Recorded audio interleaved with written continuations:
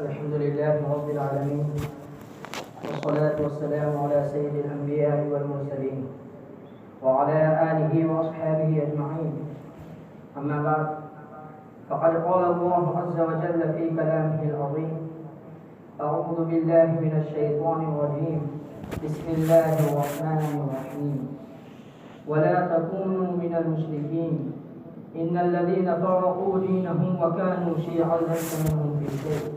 وقال النبي صلى الله عليه وسلم: من كذب علي متعمدا فليتبوأ مقعده من النار.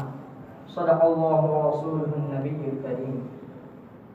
صدیق اکبر یار غار، فاروق اعظم جانثار. صدیق اکبر یار غار، فاروق اعظم جانثار. عثمان و علی حق کے شعار، سب مان لو حق شاہیار. قابل صد احترام نوجوان دوستوں اور بزرگوں، کائنات کے پیدا کرنے والے نے اپنے کلام پاک میں ارشاد فرمایا کہ تم مشرکین میں سے مت بنو. بلا شبہ وہ لوگ جنہوں نے اپنے دین میں تفرقہ ڈالا اور شیعہ بن گئے، اے محمد صلی اللہ علیہ وسلم، آپ کو ان سے کوئی سروکار نہیں ہے. اور نبی پاک صلی اللہ علیہ وسلم نے بھی ارشاد فرمایا: جس نے میرے بارے میں جھوٹ بولا تو وہ اپنا ٹھکانہ جہنم کو بنا دے. محترم دوستو، مذہب اسلام اور اہل اسلام کے دشمن دو طرح کے ہیں. ایک تو کفار و مشرکین اور یہود و نصارہ ہے جو کھلے طور پر دشمن ہے. دوسرے وہ جو نام نہاد مسلمان مگر مارے آستین ہے، جو دعویٰ اسلام کا کرتے ہیں مگر دشمن اسلام ہے. ان کی شب و روز صحابہ سے بغض و عداوت، دشمنی اور مسلمانوں کی مخالفت میں لگ رہا ہے. مسلمانوں کے عقائد پر ڈاکہ زنی کی بھرپور کوششیں کی جا رہی ہے، جنہیں ہم اور آپ شیعہ کے نام سے جانتے ہیں. قرآن کریم نے جن کو منافقین کا لقب دیا ہے، اگر بات پر غور کیا جائے تو یہ بات کھل کر سامنے آتی ہے کہ ظاہری اور کھلے طور پر دشمن کے مقابلے میں داخلی اور گھریلو فتنہ بد سے بدتر ہوتا ہے. اس کے خطرناک اور بھیانک نتائج سامنے آتے ہیں. اس کے خطرناک اور بھیانک نتائج سامنے آتے ہیں. اللہ تبارک و تعالیٰ نے اپنے کلام پاک میں ارشاد فرمایا: ولا تكونوا من المشركين ان الذين فرقوا دينهم وكانوا شيعا لست منهم في شيء. کہ تم مشرکین میں سے مت بنو، بلا شبہ وہ لوگ جنہوں نے اپنے دین میں تفرقہ ڈالا اور شیعہ بن گئے. اے محمد صلی اللہ علیہ وسلم، آپ کو ان سے کوئی سروکار نہیں ہے. تو آج کی اس محفل میں میرا موضوع سخن یہی فتنہ ہے. تو آج اس مختصر سے وقت میں قرآن و سنت کے نیشتر سے اس فتنہ اور ناسور کا آپریشن کروں گا اور بتاؤں گا کہ ان کے حفاظت اور بکواسات کیا ہے، ان کے عقائد و نظریات کیا ہے، تاکہ ملک و ملت کی حفاظت کا سامان بنے. میں مناسب سمجھتا ہوں کہ بتاتا چلوں کہ شیعہ کون لوگ ہیں. تو سنیے، آج کے دور میں شیعہ اس شخص کو کہا جاتا ہے جو حیدر کرار یعنی حضرت علی رضی اللہ تعالی عنہ اور اہل بیت کا حامی ہو، اور حضرت شیخین یعنی حضرت ابوبکر صدیق رضی اللہ تعالی عنہ، حضرت عمر فاروق رضی اللہ تعالی عنہ پر حضرت علی رضی اللہ تعالی عنہ کی فضیلت کا قائل ہو. بعض لوگ یہ سمجھتے ہیں کہ سنی اور شیعہ کے درمیان فرق بس اتنا ہے جیسا حنفی، شافعی، مالکی اور حنبلی کے درمیان. نکالیے اپنے ذہن سے اس بات کو اور غور سے سنیے. اگر شیعہ کتب کا بغور مطالعہ کیا جائے تو یہ بات کھل کر سامنے آتی ہے کہ کلمہ شہادت سے لے کر تیمم تک ہمارا اور ان کا اختلاف ہے. ساری باتوں کو اس مختصر سے وقت میں بتانا تو ناممکن ہے، مگر مختصر طور پر بتا دینا چاہتا ہوں اور نوجوانوں کے دل و دماغ میں نفرت شیعہ کود کے بھر دینا چاہتا ہوں. تو سنیے، شیعہ کی اذان ہم سے الگ، نماز الگ، حج الگ، زکوٰۃ کا طریقہ الگ، ان کی سحری اور افطاری ہم سے الگ. ہماری مسجدیں ہیں، ان کے امام بارے ہیں، ہمارے رہبر اور ہیں، ان کے رہبر اور ہیں. کہتے ہیں خدا جاہل اور بھولنے والا ہے، خدا اصحاب رسول سے ڈرتا ہے، اپنے اماموں کو نبیوں سے افضل اور بڑھ کر بتاتے ہیں، ختم نبوت کے منکر ہے، قرآن کو ناقص کہتے ہیں. مذہب شیعہ کا عقیدہ ہے کہ جھوٹ بولنا کار ثواب ہے، غیر مسلم عورتوں کو ننگا دیکھنا جائز ہے. مذہب شیعہ میں گالی دینا ایک عظیم الشان عبادت ہے، جنازے میں بددعا دینا جائز ہے. مسلمان کو دھوکہ دینا سنت حسین ہے، عورتوں کے ساتھ لواطت اور بدفعلی جائز ہے. مذہب شیعہ میں زنا جائز ہے.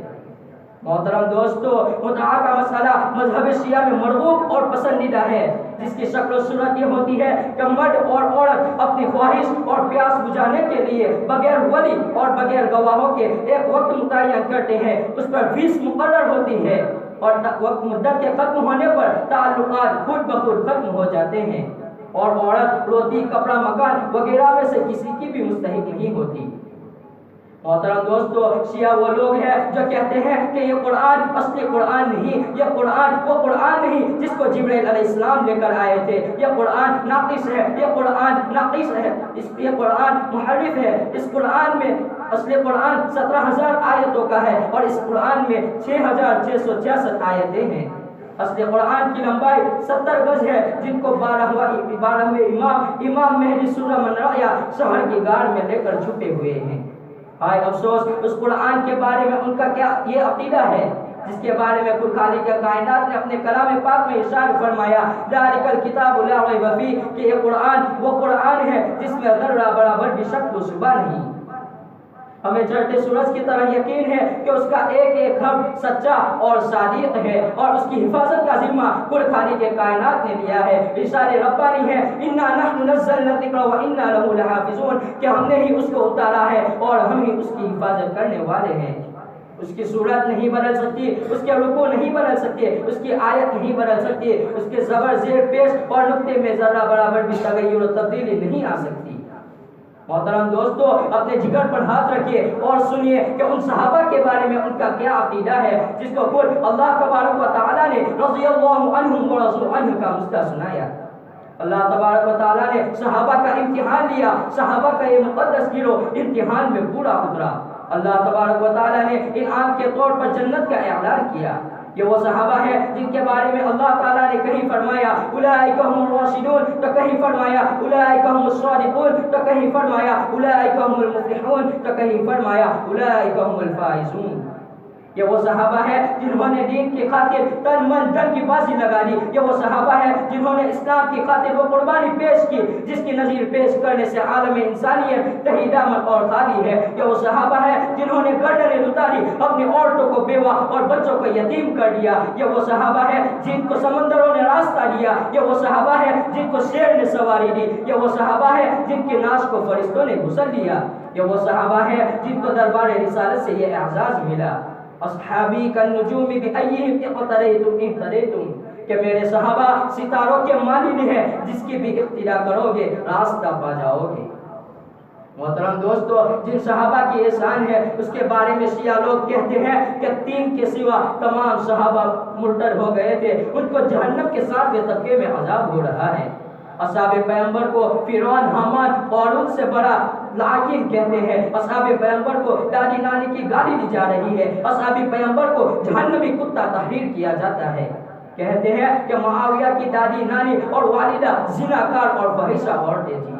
اور سنت کے شیعہ وہ لوگ ہیں جو کہتے ہیں کہ معاویہ کی بہن پیغمبر کی عزت، پیغمبر کی آبرو، پیغمبر کی بیوی کو حرام زانی کہتے ہیں اور لکھتے ہیں، اور کہتے ہیں کہ عمر اور اس کے ساتھی جہنمی کتے ہیں۔ آج افسوس وہ عمر جس کو اللہ کا رسول رات بھر تڑپ تڑپ کر مانگے، وہ عمر جس نے اسلام کے ڈنکے بجا دیے، وہ عمر جس نے قیصر و کسریٰ کا غرور خاک میں ملا دیا، وہ عمر جس نے خانہ کعبہ کو فتح کیا، وہ عمر جس سے اسلام کو طاقت ملی، قوت ملی، وہ عمر جو آج بھی پیغمبر کے بغل میں سویا ہوا ہے۔ وہ ایران کا درندہ خمیری کہتا ہے کہ وہ عمر زندیق اور کافر تھا، اور جو بندہ عمر کو کافر نہیں کہتا وہ بھی کافر ہے۔ اور کہتا ہے کہ 12واں امام جو اصلی قرآن لے کر غار میں چھپا ہوا ہے وہ آئے گا تو سب سے پہلا کام یہ کرے گا کہ آپ صلی اللہ علیہ وسلم اس کے ہاتھ پر بیعت کریں گے۔ دوسرا کام یہ کرے گا کہ مدینہ منورہ آئے گا، کہے گا روضہ اقدس کے پاس یہ جو قبر کس کی ہے؟